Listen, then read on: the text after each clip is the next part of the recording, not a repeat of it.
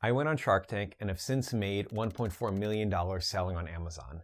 And here's how I started my Amazon business. The first step was spending $1,000 on flights to visit spice farmers, $500 on spices, and $70 in checked bag fees. We spent $1,500 on logo and label design, and we spent $600 on packaging for our spices and $750 for packing our spices into the jars. Plus a few other fees, and in total we spent about $6,560 starting our Amazon FBA business. In a little over 8 years, we made over $30 million in total sales across our business, and since we launched on Amazon 5 years ago, we've made over $1.4 million just by selling on Amazon. In this video, I'm going to share with you the step-by-step guide on how I started my business and how we grew it over the past 8 years. And at the end of this video, I'm going to share with you the top 3 mistakes that we made so you don't have to. First, I'll share exactly how much it cost us to start and how much we made selling on Amazon and what happened after we went on Shark Tank. The second thing I'm going to share is how we did it, because even though I did make some really big mistakes, my first time building an Amazon FBA business still made over $34,000 in sales on Amazon in just the first year. That was a big achievement and helps set the stage for the massive spike in sales that we saw after our appearance on Shark Tank. And stick around to the end of this video because the most valuable lesson is right at the end. I'm going to share with you a mistake that cost my business $20,000. And this is a mistake that most new Amazon sellers make. So if you're thinking of selling on Amazon or going on Shark Tank, stay till the end of this video and avoid making this mistake yourself. Now let me share with you a step-by-step guide on how I created this business. My name is Ori and I started my first business when I was 16 years old. I got a 3 CD changer and started DJing parties. In college, I ran my own cap and gown rental business to help cut down the costs of graduating. But after I graduated, I moved to New York City and ended up working in advertising. I was learning how the biggest companies reach their customers, but I kept feeling the itch to be my own boss. So I used some of my savings to start an ice cream cart with a close friend who had been working in restaurants. It was a social enterprise that donated profits to support other street vendors. But by the end of the summer, we put the ice cream business on ice. A few years later, through some mutual friends, I met a pair of entrepreneurs based in Europe who were working on a new kind of mortgage company and needed support. They ended up giving me the initial investment money from my next company, a fintech company focusing on making the mortgage process in the US friendlier and more transparent. 4 years of running that company, and after our Series C financing fell through, we were forced to sell the company. And I was looking for my next thing. That's right when my friend, the same friend that I'd run the ice cream business with a few years ago, had come back from overseas with an idea. He'd gotten his degree in international development and spent time as an aid worker in Afghanistan. That's where he picked up a wild variety of cumin that he shared with some of his chef friends back in the US, and they loved it and they kept asking when they could buy it. And that was our light bulb moment. People were buying single origin coffee and chocolate, but nothing existed for spices. And I knew that his background as a chef and aid worker and my experience in business and as an entrepreneur would be the perfect combination. And with that, we launched Burlap and Barrel, a social enterprise sourcing single origin spices directly from smallholder farmers all over the world. After a few years of building up our supply chain, selling door-to-door to restaurants, enlisting the help of a packing facility, and pitching our spices to journalists and home cooks all across the US to buy our spices on our e-commerce site, we were ready to launch on Amazon. 3 years after we started selling on Amazon, we had the chance to appear on Shark Tank. That had a big impact on our business overall, but in particular, we saw our Amazon sales skyrocket. I'll share exactly how much money we made the night we were on Shark Tank in just a minute, but make sure to like this video and to follow this channel. Okay, let's get into the step-by-step process for how we started our Amazon FBA business and how Shark Tank changed our Amazon business overnight. When my business partner was working in Afghanistan, he brought back cumin that grows wild in the areas where he worked. From there, he was able to connect with other great spice farmers around the world, a vertically integrated cardamom farmer in Guatemala, and an organic spice cooperative in Zanzibar growing cloves, nutmeg, and peppercorns. We started small, no market research, no big expenses, selling the spices that he had brought back out of his apartment, and that helped validate our product idea. Every dollar we made was invested back into buying more spices. So if you're looking to find the perfect product to sell and you don't want to fly around the world, here's a much easier option. You can use Helium-10. Helium-10 is a research tool that can help you find your product idea. So if you want to unlock all the premium features and help find your new product, here's a link in the description with a discount code for Helium-10. Back to the business. Our logo and our first batch of labels cost us around $1,500. We relied on our friends and family to get the business off the ground, and my co-founder's cousin was a designer, and we worked with her to design our logo and our initial labels. We chose the name Burlap and Barrel because spices used to be transported in burlap sacks and in wooden barrels. We went through dozens of versions of the logo, ultimately choosing a version of hands woven together in the shape of a barrel. To get your logo and packaging designed, you can reach out to your cousin, or you can use Fiverr, Upwork, or 99 Designs. And the way that 99 Design works is that you submit your design request, and a bunch of designers send you their version of your logo or package, and you choose one and just go from there. On to packaging. We spent about $1,450 on packaging to get things started on Amazon. When we started the business, we hand-packed everything in pouches ourselves and wrote the name of the spice by hand. We didn't have the budget for professionally printed labels, so we turned that limitation into a strength. We kept tweaking and iterating over time, and eventually we were able to move into printed labels with barcodes, metal lids embossed with our logo, and a shrink band safety seal. Many entrepreneurs make the mistake of spending too much money on packaging. Luckily, YouTube coach Travis has an in-depth tutorial that explains how you can get packaging done much cheaper in his Amazon FBA course, the Passion Product Formula. Link below in the description. We spent about $1,570 on spices and transportation for our first production run. For Amazon, those spices went into glass jars. Since our spices were packed into glass, each jar had to be packed into a protective outer box so that it wouldn't break, and that cost us about $100. And then we closed the box with a printed Amazon barcode sticker. For boxes and packaging, you can find domestic sellers, but as you scale up, it'll make sense to look abroad. There's Alibaba.com, where there are hundreds of manufacturers across Asia, Europe, India. You can also use thomasnet.com to find manufacturers that are exclusively in the US, or you can buy directly through your co-packer or co-manufacturer if you use one. For photography, we spent $500 to get product photos taken, and then we spent $200 to send those photos to an Amazon specialist to create more product images. If you don't want to do all that work yourself, there's a company called FBA Creatives that will do all your photos, logo, and packaging for you. They'll even create your description and keywords too. There's a link down in the description. We spent about $1,000 to get set up as a public benefit corporation, which is a legal structure that works well for social enterprises. A standard LLC will cost you around $200 from wyregisteredagent.net,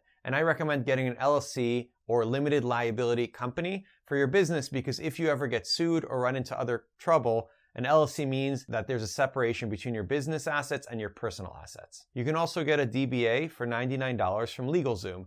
DBA means doing business as, and it's the business name you use to operate under for tax purposes. A DBA is great for marketing and branding, but it won't offer you any legal protection. Our next cost was spending $550 for a trademark. So far, we've spent $6,070, and that was before getting the actual product.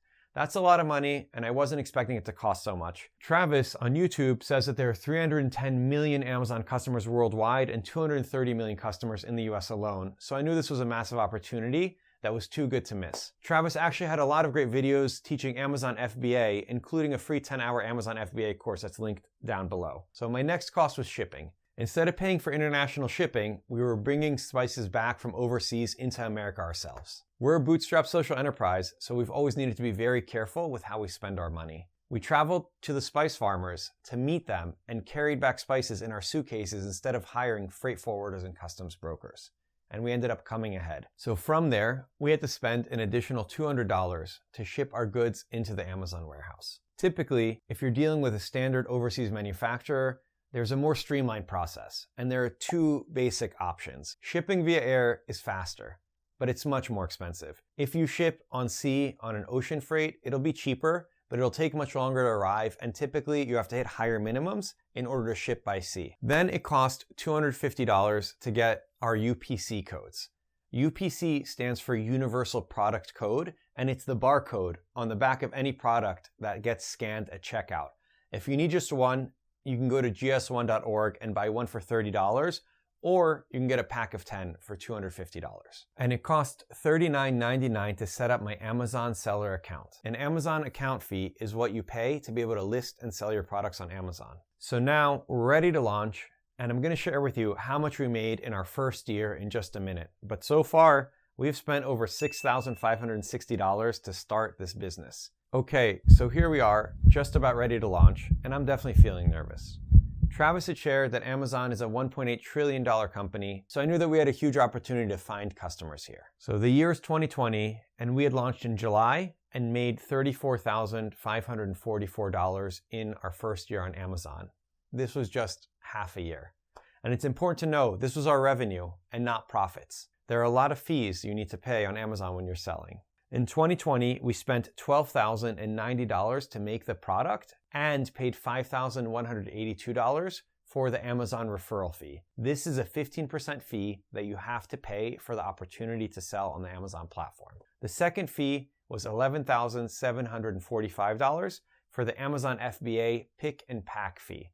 FBA stands for Fulfilled by Amazon, which means that Amazon will pick, pack, and ship your product to your customers. We didn't spend any money on PPC in our first year, and I'll explain this in a second. After all the expenses from my first year selling on Amazon, we made $5,527 in net profit. It felt great to make money, but it was also very overwhelming. And we just started listing on Amazon, and we learned that it was more complicated than we thought. Even basic things were not intuitive, and we had a really hard time navigating the platform to get our listings up. It was frustrating because it felt like a proper Amazon setup was out of reach. We set ourselves up as FBM, which is fulfilled by merchants, and kept getting dinged since our systems weren't communicating well. We even thought we might get kicked off of the platform. But we added an Amazon consultant, and they helped us finish our setup, get more sophisticated on the platform, and that helped us get going into our first full year in 2021. But we did make a big mistake with ordering a product that cost us $20,000, and I'll get to that in just a minute. 2021 was our first full year selling on Amazon, and we had about $86,000 in sales.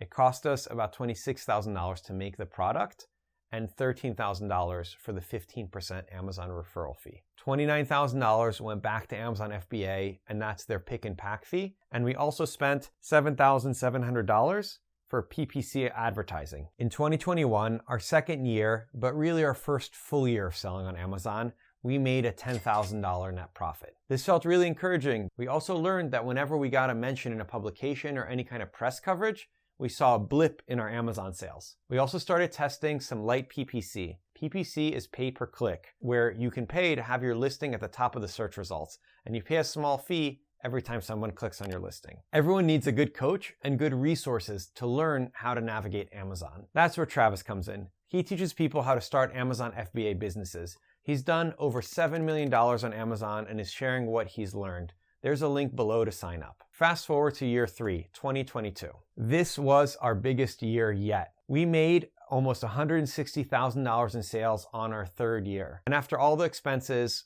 in our third year of selling on Amazon, we made $14,668 in net profit. This was incredible. Amazon was becoming a real channel for our small business. We saw even more business pick up as we moved to FBA. Most of our sales happen on our website, but we want to be on Amazon to introduce our brand to the people who go shop on Amazon. And we were optimistic that if we put more effort in, that would result in more sales. So we started adding spice sets to our lineup of single spices. We started combining listings to get more reviews, and we added more spices to Amazon to cross-sell and upsell and bundle all together. Year 4 was 2023. 2023 was the year that changed everything.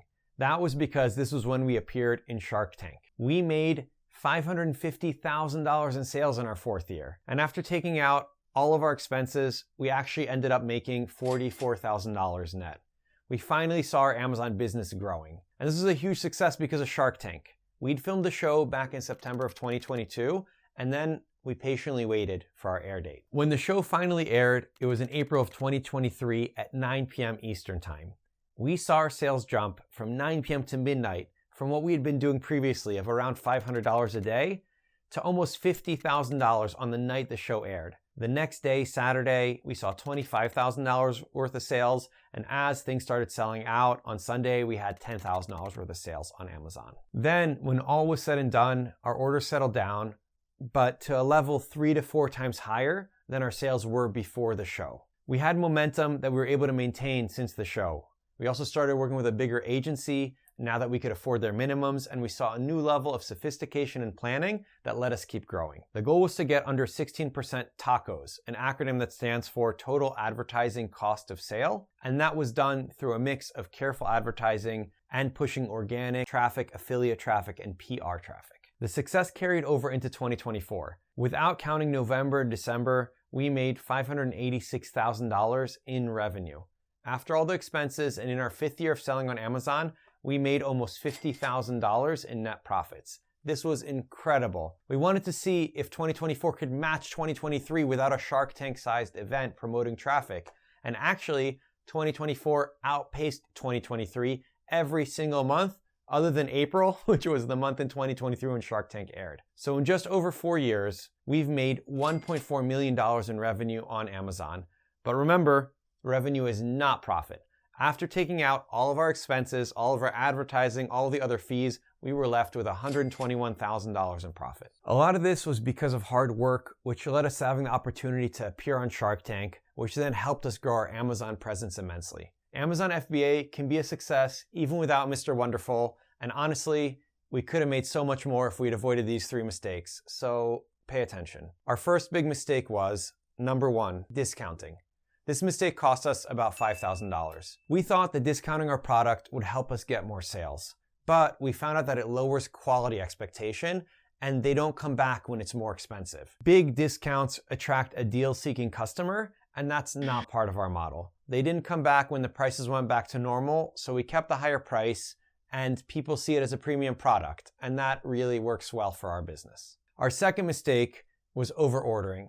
This mistake cost us about $20,000. Bigger orders help save money, and the savings from ordering more can be enticing, but they also carry a really big risk. Having too much inventory ties up your cash. It costs money to keep your product stored in your warehouse and in Amazon's warehouses, and it keeps you from investing in more profitable products and runs the risk of spoilage. Even worse, if you place a big order for your packaging, and we've done it, and you later find that typo, or a barcode that doesn't scan, it's really expensive to fix those mistakes. After a few of those mistakes ourselves, we ran sales, we donated our extra inventory, we got rid of our extra packaging, but it was a really expensive lesson to learn. Smaller orders allow us to iterate. It might be more expensive per unit, but we got to learn what our customers liked faster, and we got to improve our product and packaging faster. Our third mistake, and this was our biggest mistake, was really underestimating the customer. I think this mistake cost us at least $50,000. This was a big mistake that took us about 7 years to figure out. We really thought that our customers were only interested in small packages of spices. Maybe they were buying a single spice, or maybe 3 spices or 6 spices. But when we looked at our site and our data, we saw that some customers were placing bigger orders, really big orders. So we tested bigger pack sizes. We now have packs of 12 spices, 24 spices, and even a pack of 60 spices. That's our complete collection. We found that bigger spice sets are really popular, especially when someone is shopping for a gift, which is often done with a budget in mind. We also make higher margins off of these gift sets, and we've all been there buying a last-minute gift for someone. Amazon does a really good job delivering exactly on time. So if you don't make it easy for your customers to find an option that matches their budget and that can deliver on time, they're going to look elsewhere and buy something else for their gifting. This was a mistake that was not in terms of cost of money that we spent, but in terms of missed revenue. So don't miss out on your biggest spenders because you don't offer bigger sets. Overall, Amazon has helped our business reach a massive new audience, and then Shark Tank blew our sales out of the water, and we found that our sales were able to not only keep up, but even outpace Shark Tank the next year. We built a really healthy e-commerce business without taking on investors, and you can do it too. One really important key was getting the right experts to help guide you along the way. That can make a huge impact on your success. So make sure that you check out Travis's Amazon FBA program, the Passion Product Formula. There's a link in the description for you to join, or just get started with his free 10-hour Amazon FBA course. Thank you for tuning in. That's all for me. Good luck on Amazon.